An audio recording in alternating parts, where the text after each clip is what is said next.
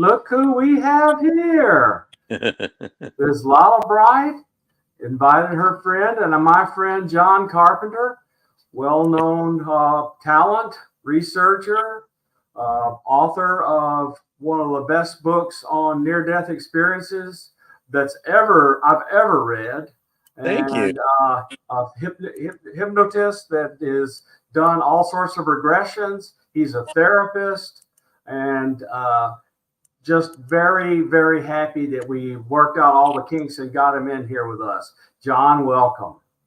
Hello, can you hear me? Hear you just fine. All right. Well, thank you for that wonderful introduction.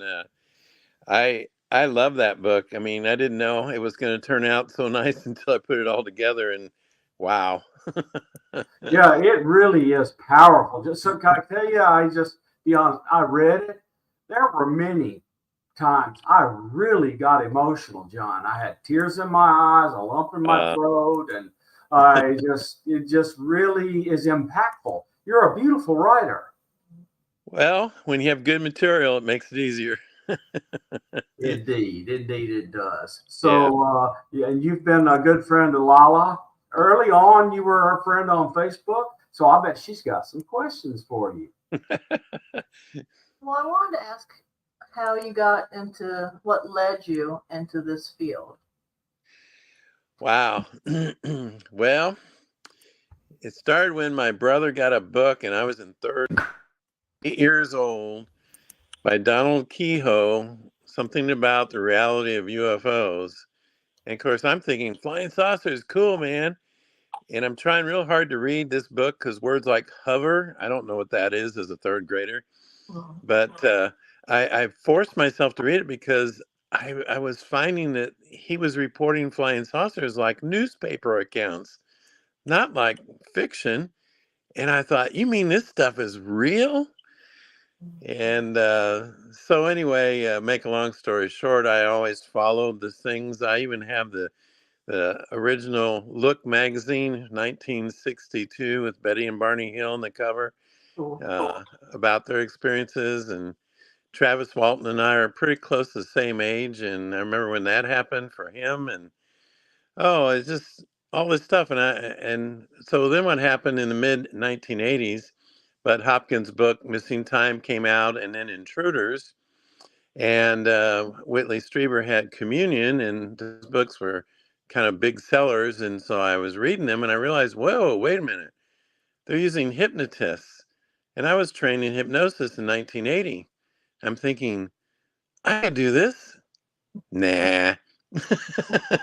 And another year went by, and then I thought, no, I'm going to write them in the back of the book. And so I wrote MUFON, and I wrote Bud Hopkins, and I wrote CUFOS, which is Hynek's organization in Evanston, Illinois. And 2 days later, Walt Andrus, the head of MUFON, calls me and says, we're signing you up as a state section director over 4 counties in your area, and you're going to be a research specialist using hypnotherapy. And I thought, cool, now what? Like, I don't have any followers to govern, I don't have any investigative team. But anyway, 2 months later, Bud Hopkins calls me at my home because that was on my information, and I about fell over.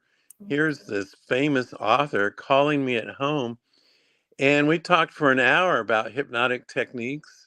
And he referred me my first case in Missouri because he's in New York. And I was just so excited. But what was really fun was when we talked about hypnotic techniques, because, everybody, all the critics out there will tell you, hypnosis, it's suggestive. You can lead people. You can suggest the answers to them. And Bud had developed a thing called paradoxical questioning, which means you ask a logical question, but the answer you're going to get is not going to fit with UFO material. So, for example, I might say, okay, you seem to find yourself in a brightly lit area. What do you see in any of the corners of this room? Logical question. And I watch their eyes go round and round and round and round. And then they apologize and say, I'm sorry, I don't see any corners. It appears to be a round room. Well, I got the right information by suggesting the wrong answer. Okay. Smart. And Very smart. Don't lead yeah, them. so Bud taught me that thing, and then I really developed it. I mean, I was driving people crazy asking all these logical questions, and they were saying, no, it's not like that. It was like this. And let me give you a double trick question. I said, okay, when this creature opens its mouth, do you hear a high, medium, or low pitched voice? And again, they pause and they go, well, I don't think he ever opens his mouth. And in fact, I don't hear any voice. It's like they're talking in my head, like I'm hearing thoughts. They never use the word telepathy, but they would describe exactly that. Yeah. Again, a double trick. They don't open their mouth, and there is no tone of voice. So you developed early on techniques for preventing confabulation. Exactly. And I Oh, can that's smart. proudly say that no one ever fell for those trick questions. They were determined to tell me what they had experienced and what they had witnessed. And this is in the years 1989 through about 1997.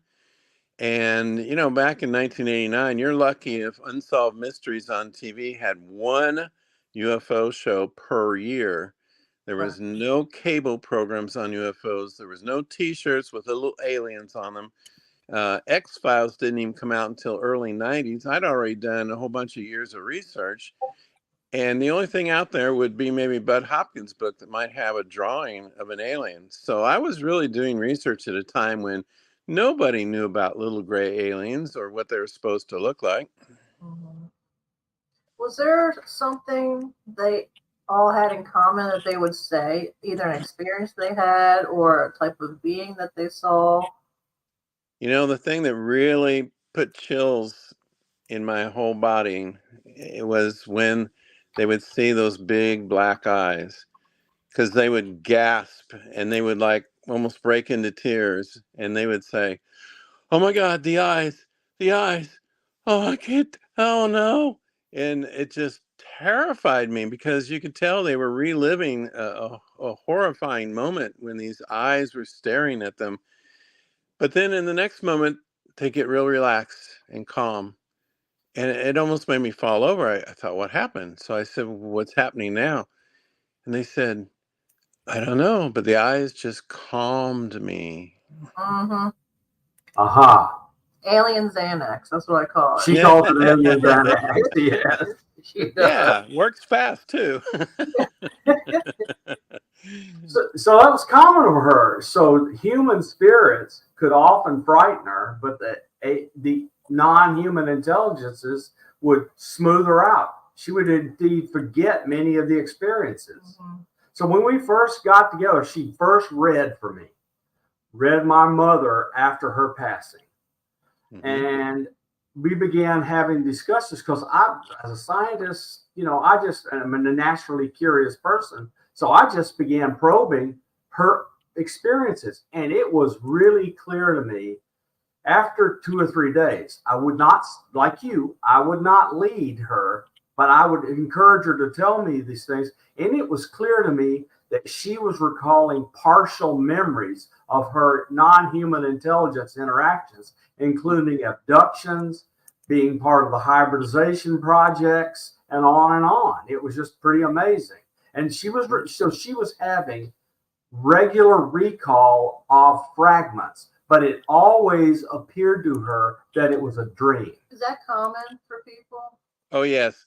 In fact, in my questionnaire I hand out to people beforehand, I always ask, like, what have they read? What are they aware of? What names do they recognize? What dreams might they have? What images do they have in perhaps those dreams that they can't explain? Do they have any phobias?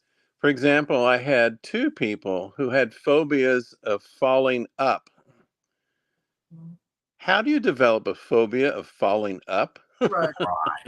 The guy would hang on to a fence going outside, then leap over to his car door, hang on to the handle, and then climb in his car every time he went outside. And of course, in a session later on, he found out that they had beamed him up and he hated the feeling of his feet leaving the ground. Right. But psychologically, it was perfect. He had PTSD, but he didn't know what the trauma was. I mean, I don't remember any of that, but I would be terrified too, actually. Oh yeah, yeah.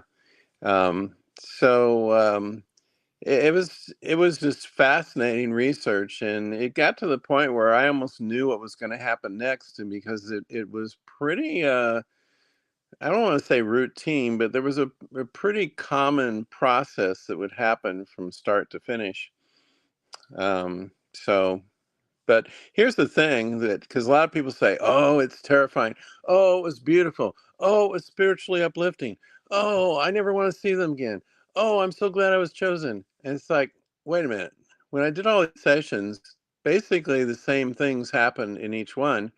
The difference was their personality, their take on it. Right. I often say if you sent 100 people to a movie theater and they all watched Rambo 3, when they come out of the theater, they all going to have the same reaction. They all saw the same thing at the same time, but some people will say, "Yeah, it was boring. I fell asleep." Another person might say, "It was the greatest action movie ever."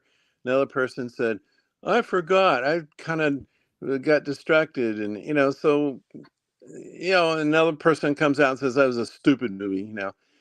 But they all had the same experience. They all saw the same things. So human nature is gonna make it look like some of these things are traumatizing and terrible. Other people are gonna feel spiritually uplifted. So it kind of depends on the person and their take on it. I have a two-part question. Um, how many of those people had implants? And the other question is, I remember we talked about how children that got abducted, they would be taught how to use their gifts, either psychic or something. Could you talk about that a little bit? First of all, with implants, I had several people that had implants, but then they were taken out or removed somehow by the aliens. Hmm. But they had scars. They had, scoop marks for genetic material. They had sometimes triangular bruises. They had all sorts of interesting marks that were consistent across the research. And there was a doctor, and I always keep forgetting his name. I knew him well out in California that did the implant retrievals. He even had me come out there and speak once, but I can't remember his name right now. Anyway, but with the children, that was very interesting. I had a girl who, and her whole family had been taken, but as a little girl, she could play pool with her family without a cue stick. She could Wow. look at the ball and make it roll across the table and hit another ball into the pocket. And I asked her if she could still do that. And she goes, "Well, she's kind of lost it now, but for a long time, she could still do that." And then when I did a session with her eventually, she remembered them teaching her, because she actually didn't remember where that came from. But on board the ship, they were training her to practice moving objects with her mind. And they were assisting her and teaching her. And it's interesting because more people who've had experiences come back with more telepathic or psychic abilities, which is interesting because in near-death experiences, they also come back with often more psychic abilities. So, So I so think when, it's like they've learned to tune whatever our neuroplasticity is, and can rig us. yeah, it's like they're exercising, it's like a muscle you've never used, and they're exercising a part of our brain that's never been exercised in that way. And by doing so, they were teaching people how to fly a ship by thinking it. And they were teaching people how to move objects. They were teaching them with different games and stuff. And it's interesting because in the middle of the 1990s, I noticed the military had, and you might remember this, Bob, the military was trying to get pilots to think their planes left and right. They had some kind of device that would read their brain waves, and they were trying to teach their pilots to think the plane to move left or right or up or down. And I'm thinking, where did they get that idea? Oh, Yeah, no kidding. And so I don't think DARPA's ever given up on that. wow. But aliens can train us a lot better. So I think when you've entered another dimension and you've had your mind exercised in that way, because like in the heaven research, everyone is telepathic in heaven.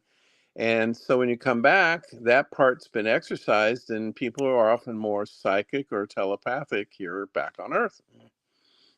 That is true. I met someone who had a near death experience, and he wasn't psychic before, but after he was very psychic. And he got struck by lightning. And I just thought, well, maybe it's the lightning that did it. I don't know. But it's true. They do. Yeah, I think it's more the traveling to another dimension that, Yeah. yeah. What got you into near death experiences? Well, I kind of exhausted UFO field because I had probably did 300 hypnosis sessions over 140 cases over about 20 years. And I got a little burned out. And also by that time, there was so much on TV, cable TV, so many shows, so many images being shown. I didn't feel like I was going to get the same quality of information that I first got when that stuff wasn't out there. So I moved on to paranormal things, and I've always followed paranormal things and ghosts and all that. And I'd also always followed near-death experiences since, probably college years. But when I started my practice as a therapist, I had quite a few people telling me about their near-death experiences. And the reason they told me is because they wanted to make sure they weren't crazy. And since I deal with psychiatric patients, they're going to tell me the weird stuff, and I get all the good stories. So, and in my book, you'll see often it'll say author's patient or something like that. So those are ones that I can't believe I was smart enough to do this in the 80s, but I would tape record them with their permission, telling their experiences. And then later I transcribed those tapes, never knowing I was going to write a book like 30, 40 years later. But I'm so glad I did that and captured their details from my first therapy sessions. Oh yeah, absolutely. Can you tell us a story of what's the most extreme one you've heard from someone? Well, the one that really sticks in my mind is this nice professional woman. She would never make anything up. I mean, she was just so professional and so grounded. And she'd come to see me over some other little issues, but she happened to mention that she'd had this near death experience. And I'd never heard anyone talk about it. So I asked questions like, well, was it misty or dreamlike? And she said, oh, no. She goes, it was more clear and sharp than what you're seeing right now. I thought, really? Wow. That really surprised me. And then she said that she also had seen this green, very green field and beautiful flowers. And I thought, oh, heaven's got nature? Didn't know that. So then I asked her, well, what were you like? And she goes, I was like a wispy cloud that could just think myself anywhere and travel wherever I wanted by just thinking it. And I thought, wow. So I held on to all that, just contemplating those interesting answers. And now, of course, from reading the book, tons of people say the exact same thing. And she was a very classic, typical experiencer. And I didn't know, but it just really struck me. Her answers were not really what I expected. And yet, with the research, I found out that so many people say exactly the same thing. Like she also said there were colors that she'd never seen before. Well, that's hard to imagine as humans. We've seen all the colors, right? So what could there be left? But she said that, and then hundreds of other people have said that too. So that's what really got me interested in putting all that material together in a book.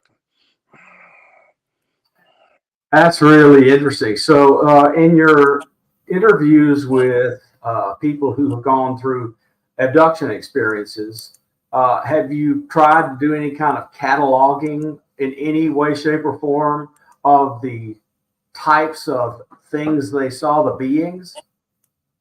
Oh yeah, I kept a kind of like I did with the Heaven Research book. I collected the details and put them together and saw like how many reptilians they saw, how many tall gray aliens, short gray aliens, how many four-fingered aliens, how many had telepathy, just all those kind of factors and details. I kept track and kind of kept statistics, and yeah, I don't know, I didn't really do anything with it, but I did it as a researcher to kind of collect all that stuff. And by the way, as part of MUFON, I then got promoted. Actually, Dr. John Mack of Harvard, who well-known UFO researcher, he actually, as he got into this, wrote me a letter asking me about this research. And I still have that letter. I'm thinking, oh my gosh, would anyone ever believe that John Mack asked me about how to do this research? And I just kind of laugh about that. And I was at dinner with him in Boston, and he leaned over to me and he says, you know, John, we're both in the psychiatric field. If these people were crazy, there's no way we'd be spending our free time doing this. I said, yeah, I think you're right. How hard do you think it has been to convince any percentage you want to name of your peers that these people are not having delusions, they're not nightmares, not hypnagogic or et cetera states? How hard has it been for you to convince them of that? Well, with the UFO stuff, I didn't really talk about it much, and my hospital I worked for at that time didn't want me to talk about it much. But a psychologist I worked with, an older man, very respected, I said, tell me, if you have two or three people going through this experience and you hypnotize them and they each come up with the same details, and yet they haven't ever shared it with anyone or remembered it before, how credible is that? And he goes, well, if they actually did that, that'd be extremely impressive. I said, well, I have about 10 cases of that. And he looked at me like, really? So I think the credibility comes from doing the research in a credible way. And that was one of my specialties, was working with multiple participants. Um, I often tracked 4 generations in some cases. But it's hard to get much more than that because the people aren't alive. Right, Um, right. but there's just if someone got interested, I would share information. And of course, I was asked to do presentations all over the country and around different countries in the world. I kind of was riding the wave as that stuff came into the public eye. I was really, with Bud Hopkins and David Jacobs and John Mack and myself, we were, well, since we associate with Robert Bigelow, he flew us out to his ranch in Montana and considered us the top 4 or 5 in the country.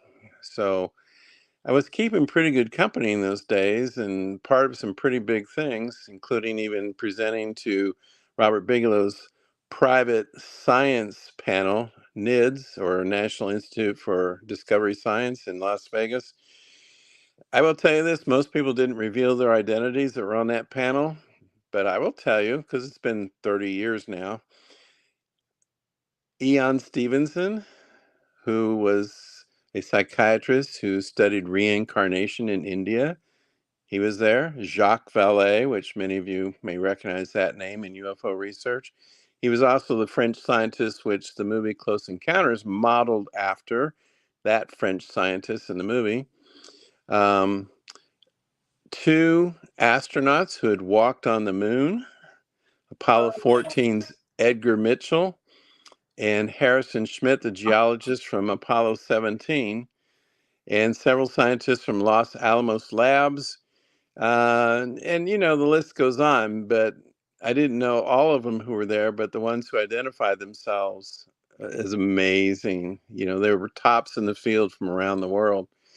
And Bigelow brought me in because he wanted me to get him up to speed on UFO abductions, and he liked my presentations. So um, some of them were pretty wowed by the information. Others were like, yeah, we knew that. We have a question from Sure. Pitch. He's a friend of mine. Did Dr. Carpenter know Dr. Elizabeth Kubler-Ross, and has he ever spoken to Dr. Eben Alexander? I know of both of those, and I think Dr. Kubler-Ross was deceased before I would ever have a chance to meet her. Eben Alexander I've seen and heard, and I've quoted him in my book even. Um, I've not met him in person, but I was very impressed with his details. He had that one book, Proof of Heaven, I believe, and I think he's written a couple others maybe. But he had the unique experience of seeing the glimpse of heaven, but also a very terrifying glimpse of hell. And being a neuroscientist who was all about science can explain everything, after his experience, he was saying, it's real and you better believe it. Oh my Right. God. How many conversions did you see in your NDEs? Yeah. Oh, there wasn't a single atheist that stayed atheist after they had an experience. Not a single one. I But mean, one of the most startling things to me in your book, and you had many cases of it, was people from different cultures, different belief backgrounds shared the same experiences. yeah. How much did that shock you? Well, when scientists did a study of 500 Hindus from India, of course, they have their blue skinned gods and Brahma and all these kind of weird characters. I mean, no disrespect, but they're pretty strange gods that they worship, kind of like the Egyptians had some strange ones too. Um, but the scientists studied 500 of those people from India, expecting that they would see their gods. Not one in 500 saw anything like their gods that they would expect to see. Instead, they saw a brilliant divine light, and several of them identified the figure of Jesus in that light. So that was impressive. It really is. I mean, that to me was the single most important thing you covered in your book, and that it was so consistent. And Yeah. now that you're telling us it was 100%, that's really got to make people think and wonder. Well, and that's why I report those details. When I find studies like that, people need to hear it. People need to know this has been done. This has been studied, because so many people think, people see, you know, Allah and Muhammad and Buddha, but I've not seen a single case in hundreds and hundreds and hundreds of anything like that. Nothing like that. It's always Jesus or a divine light, which often is Jesus. They can't see. Sometimes it's so bright they can't see. I get a kick out of, you might remember this in the book, where a Jewish lady is standing there and she goes, I don't believe in Jesus, but since he's standing right there, I better start. So she brought back the ability to see spirits? um, Her vision. Oh, in her experience, she right, saw in her Jesus. experience. I And see. another lady met Jesus from Islam, and she was Muslim, and she says, "Well, who are you?" And Jesus said to her, "I'm the one that you never believed in." Oh, Except they do. They call him Issa. Yeah, So in the Kalsura, the whole thing is talking. The angel Gabriel talking to Mary about her going to give birth to Jesus, and he talks. She is the holy mother, and that it's going to be a virgin birth. That's in the Quran. A lot of people don't know that. A lot of people don't even know, John, that the three religions, Islam, Judaism, and Christianity, believe in the same God. yes. They don't know this. And you might have noted in my book, I had a whole chapter devoted to what different religions believe about the afterlife, and you could really see it there, just like you're saying. Yeah, You the can really see it. eschatology is so consistent amongst all these different religions. It's pretty amazing. Yeah, it is. And that was the joy in putting that book together was, instead of telling 200 different stories, which other books tend to do, I wanted to take the best testimonies, the best pieces of testimonies from those 200 witnesses and put them in one journey. So you're going through and you're taking one journey through heaven, but since each person has a piece of the puzzle, then when you put all those pieces together, you get a really full and thorough journey.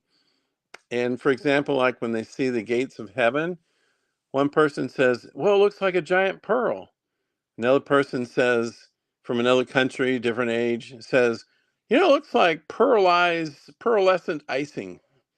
And then another person in another country says, it looks like someone threw melted pearls and threw it at that wall. so, Oh, wow. so it's Yeah. funny So that they have their own way of saying the same thing in their own way. And when I put all that together, it's just like, oh my gosh, that's just too good. yeah, well, I like that organizational technique in the book, which is all these people that had these experiences that discuss this particular topic, you put in one chapter.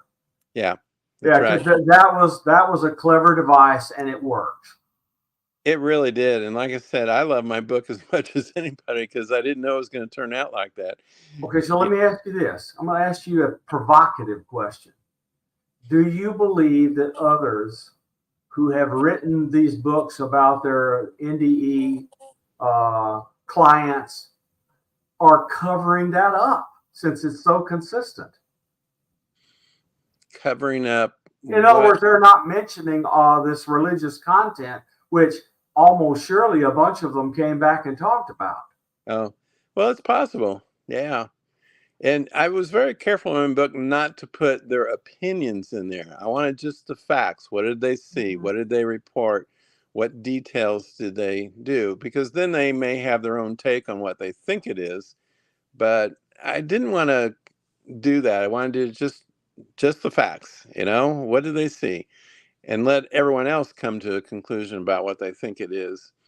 Because it's just like that movie theater thing again. Everyone's going to have their own opinion about what they saw and what it means and all that. And you'd have 100 different opinions. And that's okay in some parts of the book when I had them say how they felt about their experience afterwards. But as they're seeing details, I just want to get the details and then see how they all add up. What did they say hell looked like? I'm sorry. What did they say hell looked like? Wow. Well, first of all, there's a living darkness. It's not just black. First, it's blacker and inky black, blacker than any black you can imagine. They can't even see in front of their nose. But they all say it seems alive and it feels evil. And they're very unnerved by that sense of this darkness, like surrounding them, like almost touching them, and like it's a living darkness. And I was surprised at how many people said that. Um, and then as they go on, they see kind of a barren landscape with a red glow off in the distance. If they get very far, they may see a lake of fire. But one of the most disturbing things was the beasts that they would see. And it's interesting how many people reported they're not like anything we've seen. They're truly demonic. Uh, they look like parts of many animals, perhaps, and they're just full of hate and often torture the souls.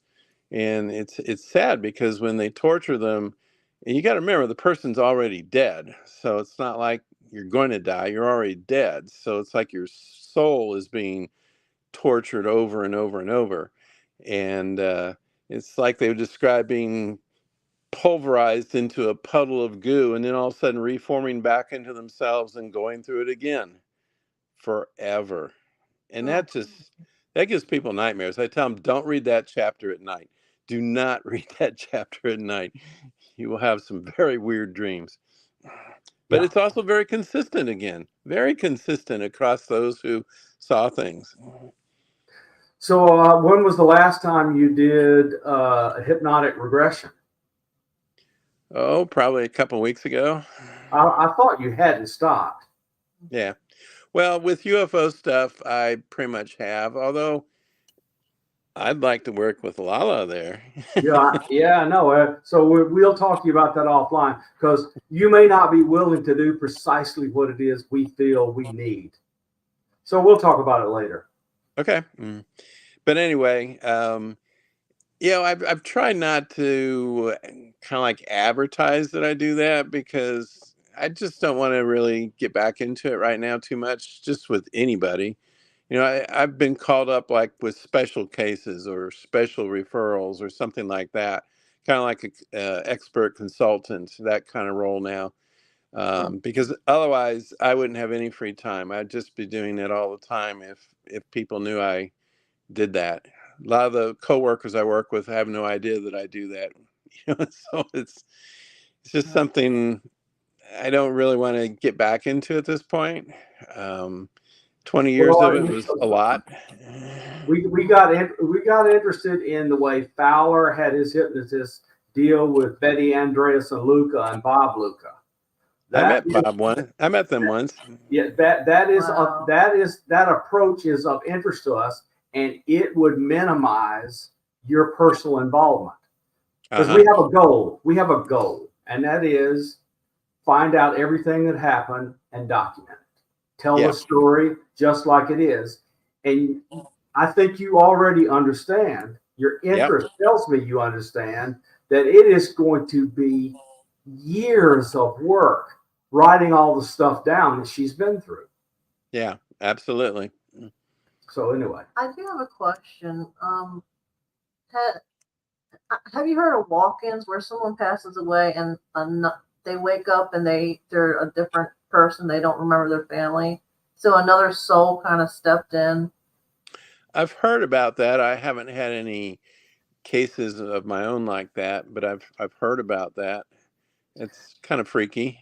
But I think that's one of the cautions when you deal with, psychic medium stuff is you got to really set the rules about what's allowed and what's in. And I don't know if you can sense when something's evil or bad because most good psychics can feel that. Do you notice that yourself? Something will feel off. Oh, yes. That's how it first starts. No, that when she's contacted by people that want her to do stuff, and she'll get this ringing in her ear or some other premonition, and she will know she's not supposed to interact with them. Good for you. And a nightmare, every time. Precognitive nightmare. Yeah, well, good. I'm glad that happens for you because that's the only scary thing is that we don't know what's going to be allowed in, and I think that's how those walk-ins and possessions and those kinds of things happen because people do get careless. And let me tell you about mine. Yeah, I'll tell you about mine. So I had an interesting beginning to my life. I was born in Tennessee before I was 1, so I have no memory of it, of course. I got encephalitis. And during that, they struggled to bring the infection under control because you had to penetrate the blood-brain barrier. So they had a real problem. And I had a full cardiac arrest that lasted minutes, 3 times. Wow. Okay, so after that, they told my mother that I was going to pass or be a vegetable. Well, there are people who might argue whether or not I'm a vegetable, but I certainly didn't pass. Okay, so that's when the odd began. I recovered in 2 weeks. I remember as clear as day driving from Tennessee to our new home in Alabama when I was 1 year old. Wow. When I was 3 years old, I woke up one morning, went into where my mother and her best friend were drinking coffee, smoking cigarettes, and gossiping. And I walked over to the bookshelf, grabbed out a book, and read it to them. And they kept testing me until they were convinced that miraculously overnight I had learned to read. So a lot of other things happened until I was 18 years old. And I drove myself and my girlfriend home from the college we attended. And we had 90 minutes of missing time. Okay. And I didn't remember any of this for nearly 50 years, 40 something years. And then these memories started coming back. I called the girlfriend and said, do you remember anything strange about us driving home one weekend from school? She says, yeah, we were lost for an hour and a half and I don't have any memory of it. And I said, "Have you heard of missing time?" She says, "No, but I'll go look at it." And she remembered the missing time. And then after the missing time event, I left that school, changed my majors, went to a technical school, became a mathematician, engineer, and physicist, and I've done that ever since. Have you ever heard? And I had a regression last year, and I was told that I was going to die, and I was given another soul as a walk-in. Oh, okay. And I'm sure that's possible. and they treated me. That actually, I think, is quite possible. Souls do come in and out of bodies, and if God so determines, I guess backup soul was provided. That doesn't really surprise me that much because I know how much souls leave bodies and return, and that could happen. You're exactly the type of case that I would have had where two people are involved. Let me give you a quick example. David Jacobs, who is Bud Hopkins' colleague in the UFO abduction stuff, he's in Philadelphia, and I think he's still alive in his 80s. But he was one of the top 4 abduction researchers at the time in the early 80s, or actually 80s and 90s. And I had a case here with a girl who'd been with a friend, and they both had missing time but didn't know what had happened. I worked with her, got a whole bunch of details. Then her friend lived in Philadelphia, and I told her to tell him to get hold. He didn't know anything about what she'd come up with. Told him to get hold of David Jacobs there, and he did a session with that guy. And afterwards, we compared notes, and all the details matched up in terms of what type of room, what they saw in the room, how they saw each other, what they were doing, what they heard. And at one point, the view of the earth they saw together, and just everything matched up. And yet, here I was working with one, he was working with another. Both recalled, and that was like 20, 30 years, about 20 years, I think, that had gone by. And yet, two different hypnotists, two different subjects, 1,000 miles apart, and came up with the same details and story. So that's impressive. Do you think you and Jacobs were the source for that very narrative that Spielberg used in his series Taken? Yeah, it's funny. If you remember that movie, there was a point where this giant bunny comes and gets the kid out of his bedroom. Yeah. You don't know how many 4-foot chipmunks, 4-foot squirrels, 4-foot, and they're all bald, by the way, 4-foot hamsters, 4-foot gerbils, 4-foot raccoons, 4-foot owls. And here again, I use my questioning. I go, well, tell me about the fur on that bunny. And they look and they go, well, it's kind of funny. It seems to be a bald bunny. Oh, okay. Well, tell me about the big ears on that bunny. Well, it's funny. It doesn't seem to have any ears. Not at all. But I know it's a bunny. And then they look and I go, that's not a bunny. So you found by hypnotizing people and in fact tripping over it that all of them had screen memories. Yes, quite a few, especially young children, because they didn't want to scare them. And I give the aliens credit for this. They wanted the kids not to be terrified by their image, so they had them with their eyes project an image that was cute or fun or playful so that they would come with them and not be terrified. So I give them credit for that. Susan Alloway is a friend of ours. Her experiences involved a big rabbit. Okay. Yeah, so that is so interesting. I love doing that. Screen memories were so much fun to tear apart. I mean, I loved because I'd say, well, wait a minute. If it's a bird, it's got to have a beak. No, there's like no nose at all. Your screen memory. Show your screen. The barn. Oh, usually I could never see their faces, but it would either be like a barn or a library, but it never had a flat ceiling. It always had like a little arch to it. It was just strange. Yeah, that's it. Yep. Um, See, I'd probably ask you, well, with that flat ceiling over your room, and you'd say, no, it's not flat. It seems to be domed. right. That, and I remembered. I'm like, this is strange. Yeah. I do have a question. Did you ever hear, whether it's an alien person or a near-death experience person, did anybody ever say why we keep coming back here? If there's a mission or a purpose or what that's about?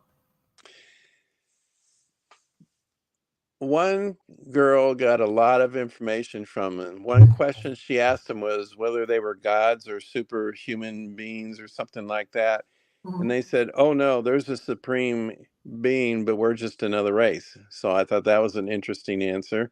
Mm-hmm. Another one asked about the cattle, why they were being mutilated. And the answer she got was the mucous tissues of the eyes, nose, and rectum are a good way to test the level of pollution in our environment. Oh my God. And I thought, wow, that actually makes a lot of sense. Yep. And that they're here to protect us from ourselves, that we're ruining our planet. We're too aggressive. You know, when the nuclear bomb went off in Hiroshima, oh my gosh, was the Western USA flooded with UFO sightings from 45 to 47. Of course, Kenneth Arnold saw his in 47. Roswell happened, crashed. And where are they? Roswell's the atomic bomb wing. Yep. And you know, all of the Los Alamos where they were making things for the atomic bomb, all that, the UFOs were just swarming over, like, what the hell are these humans doing now? Mm-hmm.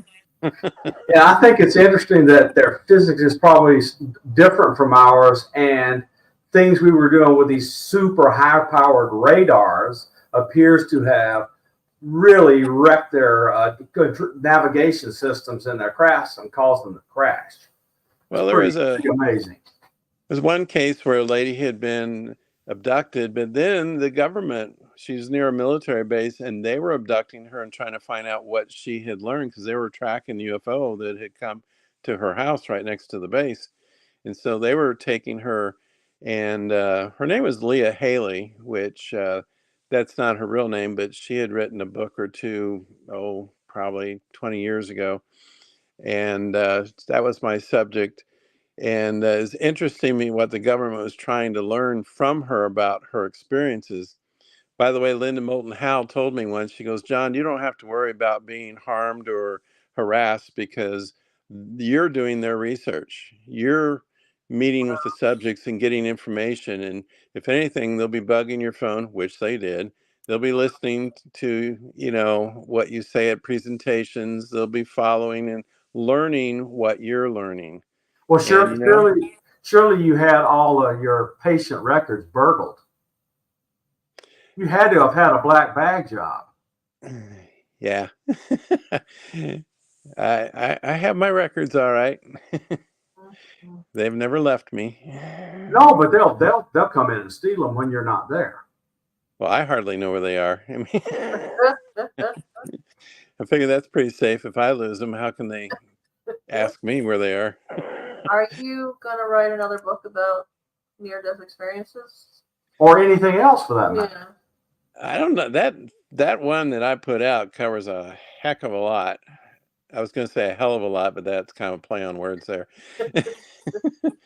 But as you know, and as you've said, which I really appreciate your feedback, because I never know what people are really think about what I put out there. I think it's good stuff, but what are other people thinking? And so when you open with those wonderful compliments about that book, that's exactly what I wanted people to feel and get from that book. And well, just let me tell you about how we would be resting, ready to go to sleep at night, and I would read the things to her, and she could see me getting emotional, and so we would discuss it and so forth. It was, let me put it to you the way it felt.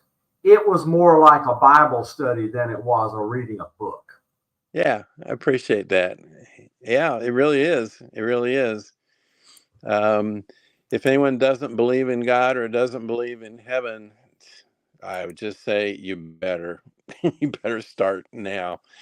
Right. And it's not a threat. It's just from all the information, you're going to be much better off if you are open to believing in it than to be closed-minded and think it's a bunch of baloney. But of course, not most of the people that are opposed to it altogether, they don't understand actually how simple grace is. It is Yeah, the great. So if you want to talk about why God is love, grace is why, because it is the simplest thing you can possibly imagine, and it's a free key to open the door to yeah. forever. Well, and I was impressed by in the life review how you would feel not only all the things that you've done, but all the bad things, but also the people you hurt, you would feel their feelings and the effects of all the people that were hurt from generations after that. And I thought that was so astounding. And I started opening doors for people and letting people cut in front of me in traffic. I thought I'm not taking any chances on a bad review. Um, So, so I know you have a book coming out. yes. Can The you talk about unexpected it? journey. Talk about that one. Well, after writing 3 research books and another book that was kind of a classroom debate between a teacher and know-it-all, um, arrogant, defiant students, which that was fun because I was arguing with myself about all these things. I decided when a person asked me, "Where did you tape record those classroom conversations?" I said, "I didn't tape record them. I made them up." And they go, "No way. Those were so real and believable." I thought, okay, I'm going to try writing a novel. If I can do that well with dialogue, maybe I can write a novel. And so this book basically is about, oh, if you've ever seen Blue Bloods on TV, Mhm. and Danny, he's tough detective, and he don't mess with those perps, and he knows his stuff, and you're not going to pull anything over him. Well, picture he getting injured, and he can't do anything but work a desk job. And so he's really getting depressed because he wants to be out on the streets and he has to stick with a desk job. So that's what my character, Randolph Sterling, is in the book. And right away in the first chapter, he moves from that into a new adventure by his college buddy, William Thornton, is working in Italy. He's in archaeology and forensics and different things. And the Vatican developed a new miraculous claims investigation program. And so his college buddy, Bill, writes from Italy and says, hey, if you hate your desk job, why don't you join me here and you can use your detective skills to try to explain away these religious miracles. And he goes, yeah, I can do that because there's no God, there's no nothing. And I've seen all the evil in the streets. So by God, or not by God, but, but whoops. But, yeah, I'll help you. And that way I can do something with these skills of mine. So that's the book set up that way. And of course, here's the cool part. I actually use real established miracles for them to go and investigate. And it's almost like I put myself at those locations and imagine what it would be like to actually uncover and explore those different miracles. And he's fighting tooth and nail the whole way, not to believe, not to, the irony is the very first one they set out to prove, he actually debunks, he actually proves it's a fake. So now he's really thinking, I can do this. And his ego is really pumped up. But it takes a lot of twists and turns, and I think I'm hoping that people will enjoy the book. It's going to be out in print in about 3 weeks, so and it'll be on Amazon. Probably within a month after that. But I'll keep you guys posted. Good. Is it Kindle and other things too? Oh yeah, publisher always puts everything on Kindle, Barnes and Noble, Amazon, all those things, all the platforms. Good. Thank God And, I don't. and will there be an audible reading? You can get apps that will read text, and I've got one right now that read my script before it even was published. I just had the Word documents, and my app was reading it to me. I know it's almost time to go, but I do have a question. Sure. Out of everything you've ever done, what is the most important message or thing you've learned from all of this, or from people and talking to them and learning from them? Good question. Love is the most powerful thing in the world and in the afterlife. You must be kind, loving, caring, and thoughtful to everybody all the time. Do your best. I know it's hard as humans. We have our moments, but you really need to recognize how powerful love is. Let me say this real quick. Someone who thinks, oh, I don't need to go to church. I don't need to believe in all that stuff. I'm going to heaven anyway. That's like saying there's a guy named Jack down the street, which you don't know him at all, but you're going to move into his house one day. And of course, he doesn't know you, but you're going to show up at his house and he'll let you move in. Right. A lot of I people are think like you have that. to know God to go be with him. Yes, I agree. Yep. I like that. Thank you. Oh, you're welcome. So, This is fun, guys. I'm full of it. We got to have you on another time. yeah, you need to come back. We're going to develop some more questions, and we're going to talk to you offline about the things we privately want to do. Okay. I love it. So where can we all find you? What's that? Where can people find you? Actually, I'll give my email address out. I don't mind that. It's Carpenter, CARPENTER 2655 at AOL.com. And if you abuse that, I'll just block you. So, Yeah. but I'm not overwhelmed. I welcome questions and people wanting to know. And of course, all my books, the one we talked about tonight, by the way, was called The Intense Reality of Eternity. I was showing that earlier. I put it up. Yeah. And it's still available on Amazon. I'm sorry I didn't put it up before this second. I'll go find that message and put it up. Yeah. But anyone can write me at any time, carpenter2655 at AOL.com. I welcome all questions, and I'll get to when I get it. So, but I welcome that. I want people to ask questions. Thank you very much. I can't thank you guys. I can't recommend The Intense Reality of Eternity more. Of all the books that I've read in this overall field, whether it's paranormal or non-human intelligence, it is the one that moved me most emotionally. Thank you so much. That means the world to me. It really does, because I really love that book myself. And I appreciate your reaction. I understand what. And let me tell you what a believer would say. It was divinely inspired. Yeah, well, having written 5 books in 9 years, I think something's inspired me for sure. John, thank you very much, and have a great evening, and we'll be in touch soon. Thank you, guys. Bye, Lala. Bye, Bob. See you, John. Bye.